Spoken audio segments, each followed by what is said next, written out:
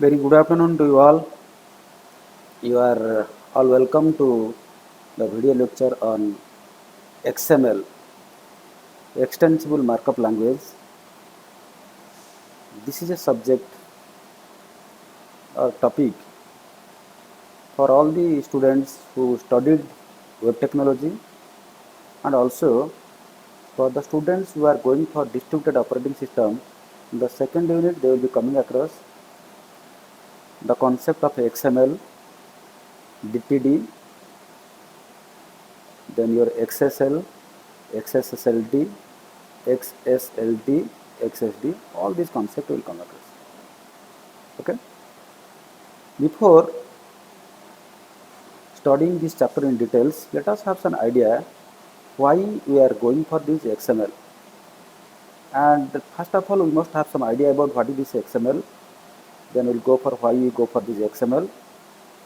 Once you understand all this concept, then immediately we'll go for some hands-on training.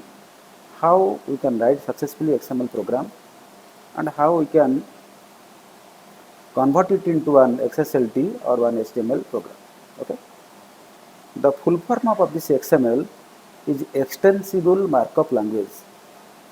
We have a number of markup language like our HTML, that is Hypertext Markup Language. Here XML is extensible. That means something which can be extended, we call it as the Extensible Markup Language. This XML works like a cell, or we can say it act like a skeleton which can be extended for writing in other languages. That is the reason why we call it as the extensible markup language. Markup language, as you know, this is used for presentation purpose, for arranging, organizing all these documents, etc. Then this XML is mainly used for 2 or 3 reasons, or we can say what is the goal of this XML. First one, XML is used for data exchange or data transfer, what I can say. It is used for data transfer or data exchange. Second thing, when we go for large scale electronic publishing, data publishing, we badly need this XML. So I can conclude XML, it is just like a format for storing data, for processing data, and for communicating data. So three things can be done here. So, and all these are purely web based. So you need a web browser to do all the things. No extra no extra software is required for these things. Okay.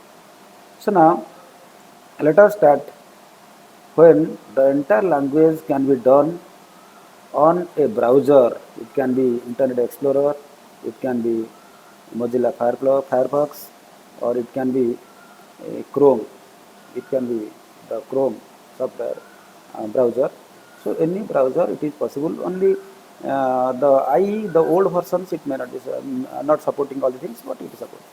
And the XML, the version we are using 1.0, and in India we are encoding the technique we are using UTF-8. So whenever you write or try to write a code in XML, you can see it here. First thing we start with a less than question mark XML, it is one word, there is no space in between.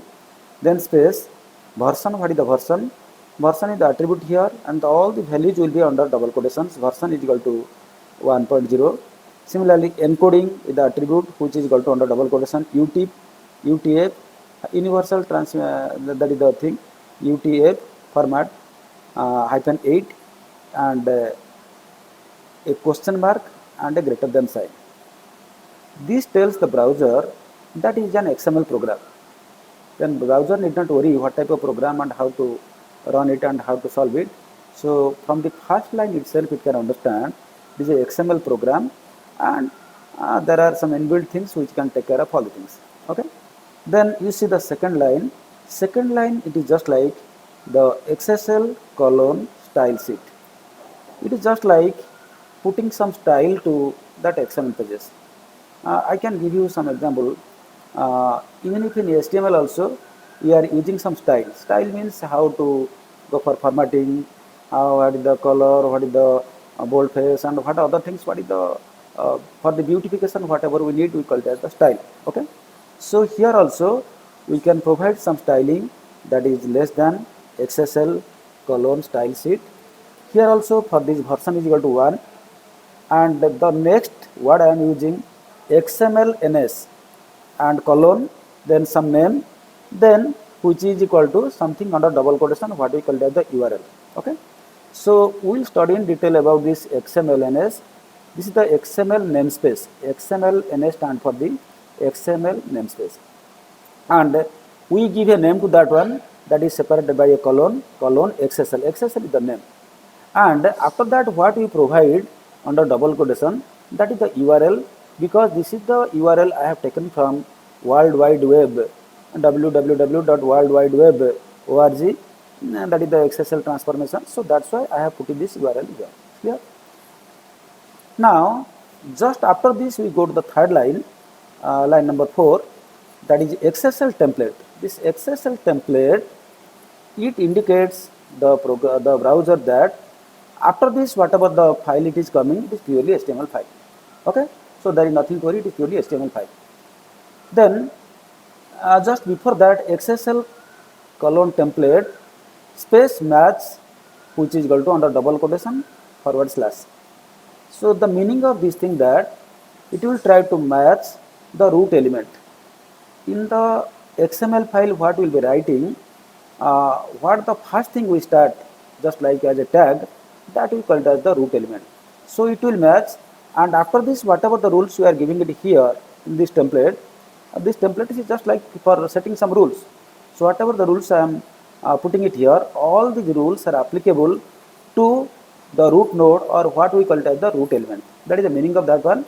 And after that you can see it is purely one HTML file. You start with HTML and close with HTML, then we start with body inside the HTML, then some heading 1, it is a music collection, and I want all the data presentation in the form of a tabular form. So I start with table, I give some property, border is equal to 1, thickness I give it there, and I create the first line, that is the TR is the first line, first row TR, and for that I put background color is equal to something I give in the hexadecimal value here.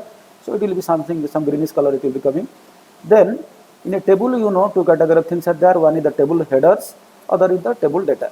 Table header, it is just like the attributes, just like the property, and table data is just like the value for that one. For example, suppose I write name. A name is a common noun for everybody, and the name I write Gunamani, or name I write Subhasri, or name I write Subhasis. This is the value. Get it now?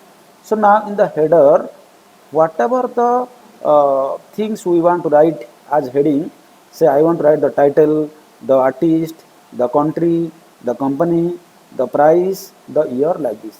For example, if you are going for a student name, student ID, student email ID, student mobile number, all the things you can write it there. Clear?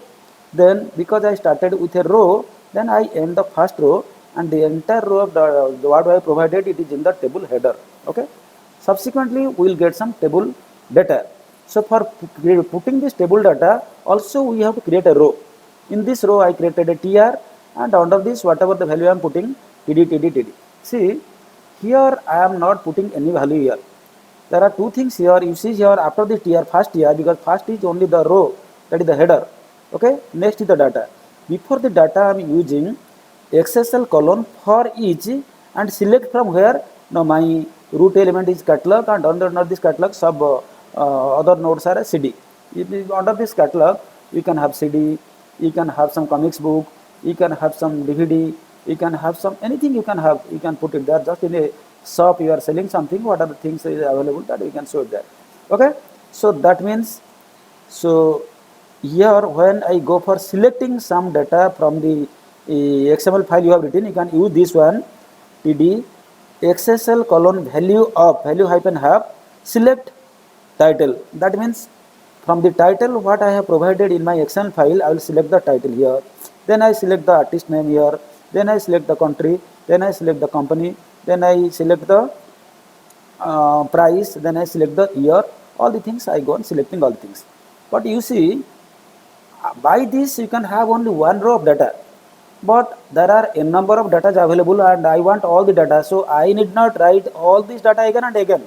For that, what I have written, XSL colon for each select, which is equal to where you have to select. Now from this catalog, this is the element, and from that sub element CD, because under this catalog there can be CD, there can be books, there can be DVD, there can be many things. I want the list of all the CDs. That's why I put it the CDs here. Okay. Now this is I have done it here. Then this row what I started I completed TR here. Then XSL for each what I did only for looping. What I told you that it will be searching one by one line and printing. So that I close it here. So I started before with a table. I closed with the table. Then I started before the table it was body, inside the body. So I closed the body. Before it was HTML I closed the HTML. Before it was XSL template. So XSL template means all the rules will be inside the template. Then the XSL style sheet. So that means for the entire content the style sheet is applicable. You got it now? So now this is the thing what I have given you. This is the explanation for XSL. So if you understand this XSL, now I will be telling you the XML, which will be easy for you to understand. Welcome back. Now we see the XML file.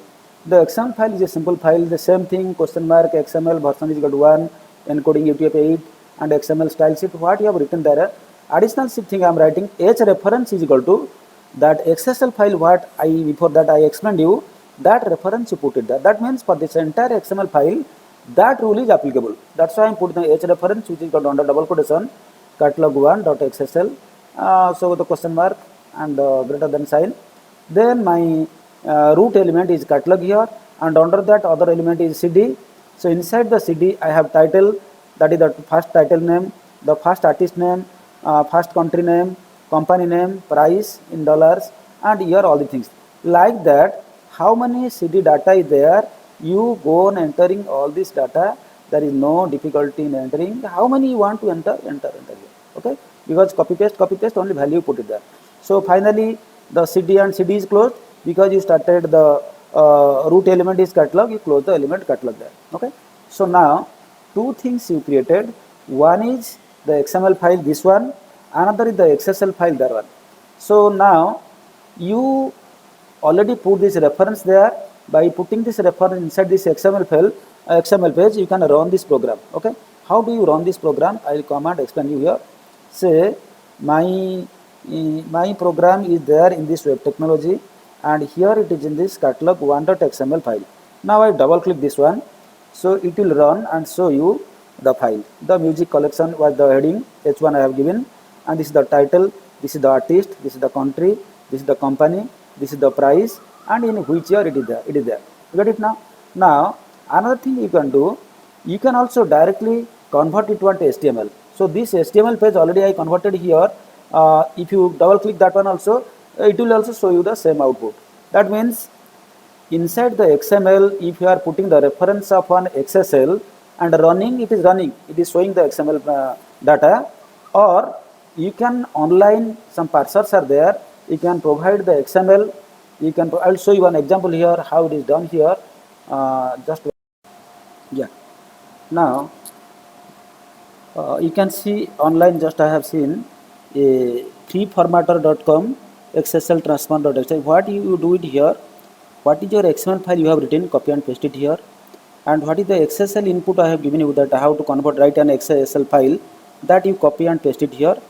After pasting the XML file and the XSL file, what you need to do, just press it here, transform XML to XSL.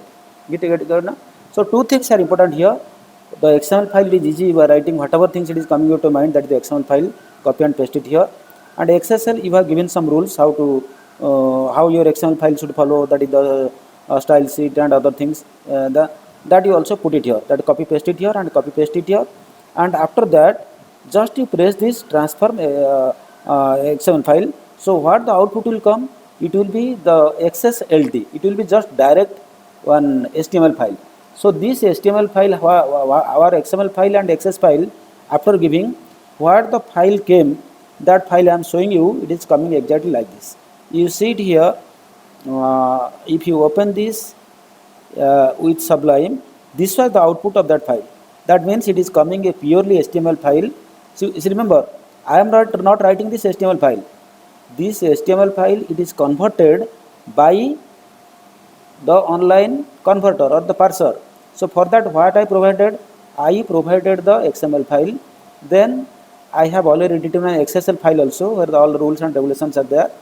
That also I uploaded in the second thing. Then press the convert XML into XSLT. So this file, this program is automatically generated. So all the things what is generated, just I save it as catalog1.html file, and the same file is here. And if you double click on these things, it is just like HTML file, it will run. Otherwise, what you have done, I have already given a reference of this catalog1.xsl to the catalog1.xml file, a reference already, h reference is equal to something I have given. With that also you can run, you can see the output. Now you can imagine, whenever we want to write something in the markup language like HTML, it is a fixed one. All the tags, everything is fixed. You cannot write. For example, I want to write a extensive markup language on this food menu. Food menu, there is no such things available in HTML. You can write a paragraph, you can write some heading, but here whatever words coming to your mind, you can use it as a tag. So for that, you have to provide some rules in the form of either DTD or in the form of some XSL. Okay, and this you have to give a reference to your XML file and double click it here, it will run and you can see the output. I think with this you will have some sound idea and knowledge about what is this XML file, how it runs, and how it looks also when the file is saved. You can see this is the HTML file, and this is the XML file, and this is the XSL file, and all these three things are there in one place. So you double click this XML file, you can see the output. I think we have the minimum things we have covered. In our next video, I will give you a clear idea about the DTD as well as XML schema. Okay, then we will have a complete knowledge about. Till then, goodbye. Take care of your health and prepare for the exam. All the best. Thank you. Thank you.